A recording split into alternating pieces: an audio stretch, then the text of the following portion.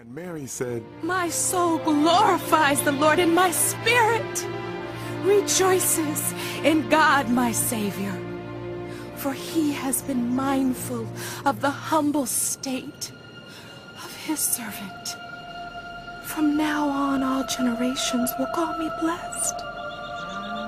For the Mighty One has done great things for me. Holy is his name. His mercy extends to those who fear him from generation to generation. He has performed mighty deeds with his arm. He has scattered those who are proud in their inmost thoughts.